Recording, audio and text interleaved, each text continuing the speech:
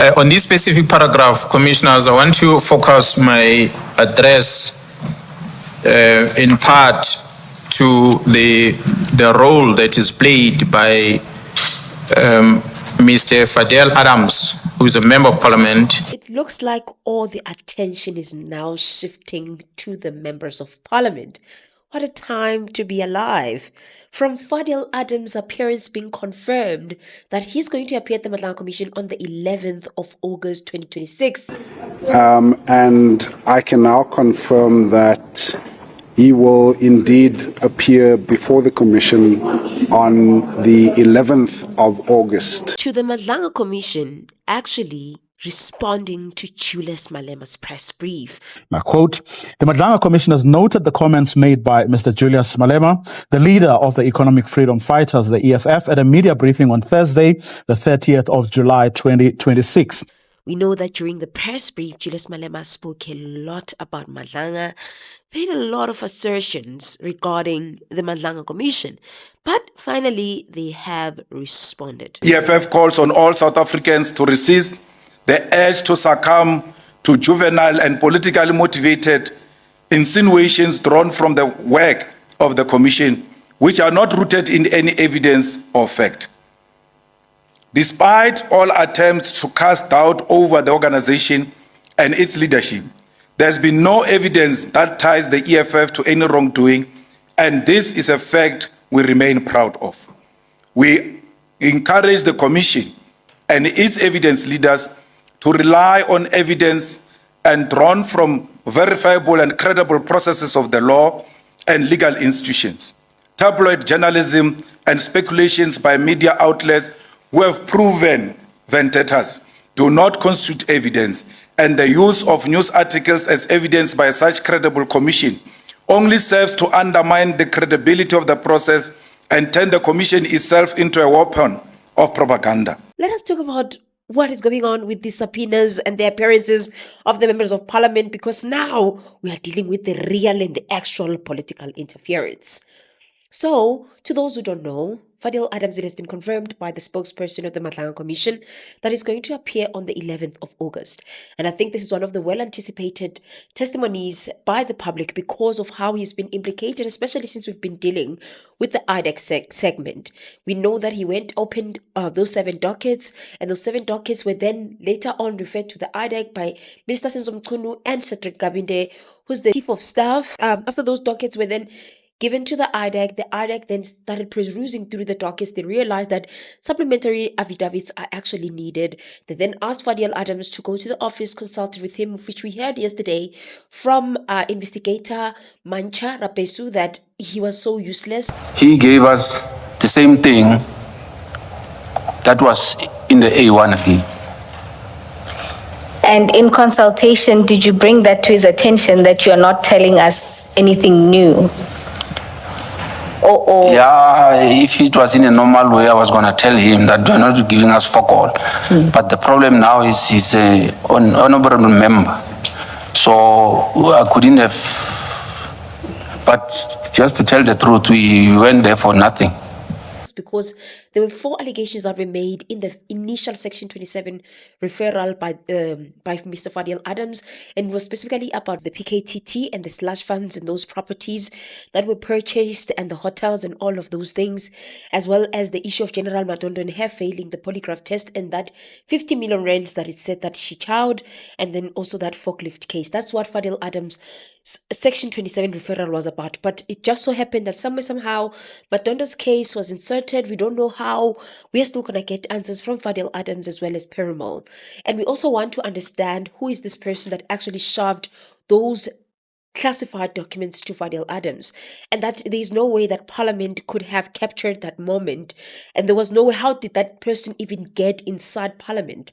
Who are his suspicions as to who is that particular person, and why didn't he go and open a case regarding that particular situation instead of reading and then going and opening a case against these individuals whom he says that were implicated in those documents, those classified documents that he received? So that is how important Fadil Adams is actually is. So he's one of the very, very important witnesses that we're still going to hear his testimony. And I don't know how it's going to go.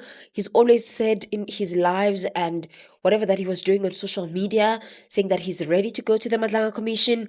He was able to stand ad hoc. Madlanga Commission is nothing. He can stand the Madlanga Commission, not realizing how hot that seat is. If the glorious Andrea Johnson was able to even call juniors complaining about how hot that seat is and even advising them if they're able to run, they should run. These are people that are prosecutors, advocates, they are admitted legal practitioners. Clearly the seat that is there at the Madlanga Commission is hotter than he thinks. And I don't know if he will be able to survive the scrutiny, of which I doubt that he might, but we'll see. I don't want to underestimate him. But that seat, idlula, the smartest of the smartest. Idlula bot Gareth Mnisi with the highest form of English, who speak with the nose, who have the highest form, of, who are well spoken, who are well educated. That seat is not for the faint-hearted. That seat is very, very hot. I don't know if Adams will stand it, but he said they must bring it on. So we'll see on the 11th what happens. I hope he won't go to the Madlanga ward. He must not even try us. We want him to actually appear. Then we also have Julius Malema. So you might ask yourself, what was the response about? So we know that Julius Malema has been implicated at the Madlanga Commission a lot, especially in relations to him, his relationship with Khan and Mosaid, and how he's involved in all of that particular situation. How is his relationship with the duo, and how deep does it go? Because it looks like there is some political interference that is there somewhere, somehow. However, it looks like the commission has decided. After this, I think Newsroom Africa then wrote to the commission to want their comments or their response regarding what Julius Malema has said about them in the press brief. We know that Julius Malema was served the Rule 3 notice. And after the Rule 3 notice, he then responded to the Rule 3 notice. So it looks like the same fate that befell Fadil Adams might befall him. Because, yes, it has not been confirmed by the Madlanga Commission as to when and how he's going to appear, even from the letter that was sent to Newsroom Africa. But what is clear as daylight is that it looks like an appearance might follow. Michaels had to stay in a statement that he sent through. Now, quote, the Madlanga Commission has noted the comments made by Mr. Julius Malema, the leader of the Economic Freedom Fighters, the EFF, at a media briefing on Thursday, the 30th of July, 2026. Regarding the allegations made against him, Mr. Malema was served with a Rule 3 notice on the 12th of June, 2026, to which he has responded. The Commission issues Rule 3 notices to individuals who have been implicated in evidence before the Commission and provides those individuals with the opportunity to place on record their response under oath. This is in accordance with the Commission's duty to ensure procedural fairness and to conduct the inquiry in a fair and impartial manner. The Commission is considering whether to call Mr. Malema to testify before it. This is the same strategy that was used with Fadil Adams. They started with those Rule 3 notices. And after those Rule 3 notices, they finally agreed that this is the day they are going to appear. He is going to appear at the Madlanga Commission. Will the same fate that befell Adams befall Julius Malema? Why will the Madlanga Commission entertain that press brief? They could have said, you know what, no comment, it is press brief. The fact that they even highlighted the fact that this person was served with the Rule 3 notice, he responded. And also the fact that, yes, they've not confirmed whether he's going to appear or not. To me, it looks like they just don't want to give it away that, okay, this is what is going on. I wouldn't be shocked if Madlanga is currently in communication with the legal representatives of Julius Malema, and soon we might be hearing that Julius Malema will appear at the commission. Remember, the Khan segment is not over. The commission still wants Khan in that commission to answer. He still has to go there, especially now since he's out of hospital. Leader of the National Coloured Congress was first served with a Rule 3 notice on the 3rd of October 2025, last year. and there's been correspondence back and forth between Mr. Adams and our legal team. So you remember yesterday when Julius Malema was giving his press brief, he was telling Madlanga, warning them to not be used as a political what. You know, he was using it as, he was referring to them as if they're just this rogue commission, or they have the potential of being rogue if they listen to the media, they listen to certain, or they push a certain agenda. Whereas I just think that that is quite unfair. But who am I? You know, I'm not saying, I know that there's some EFFers that are watching and they might think that no, that is not the case. Actually, they are actually targeting Julius Malema. For me, it's hard to believe that he's actually being targeted, because we know how Madlanga Commission rolls. As soon as you are implicated and your name keeps on being mentioned, you are going to be called. And why is it that when it comes to Julius Malema now it's a political agenda? No, guys, he needs to account. That's just my view. And we saw how bad it was. Julius Malema also got a chance to actually respond to these allegations at the Madlanga Commission, wrote as an affidavit of some kind responding to all these allegations. And literally, it was some bad denial from how I could see it. Even though he did justify some of the things that we already know, that he was already spoken about in the public. But for me, I kind of felt like that was a bad denial. Paragraph 9, I deny that I conspired to orchestrate the removal of Dr. Dintwe. Paragraph 10, in any event, I regularly receive information from various sources, some covert, some public, that relates to my work as a Member of Parliament. This paragraph is not an invitation to me. Some come from private citizens and some from public officials like the police. As a case in point, I have met with General Mkhwanazi, who shared with me the investigations about the murder of a popular artist known as AKA. It is my concern, and indeed my interest, to receive information about the working of our public service officials who I have a task of holding to account. Nothing is or could be implicating, if nothing more than receiving assistance of how to hold a public official accountable, is proffered.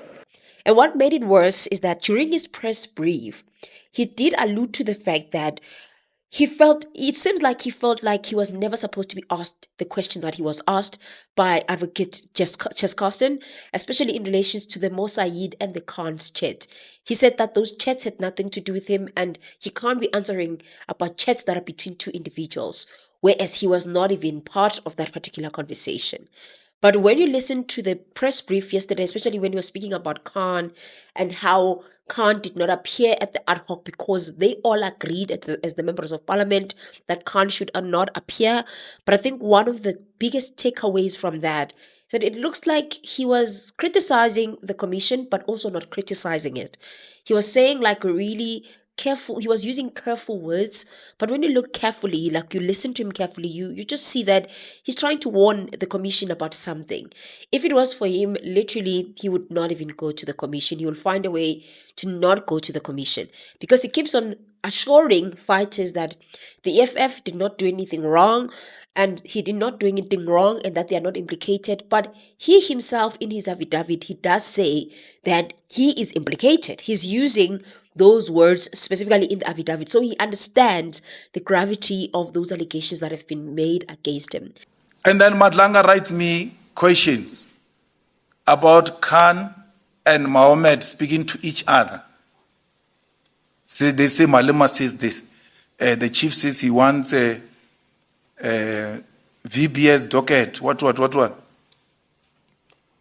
And then they ask me, I must respond to the conversation of two adults who are talking about me. Like you all do, without me being the CIC chief, they say chief that.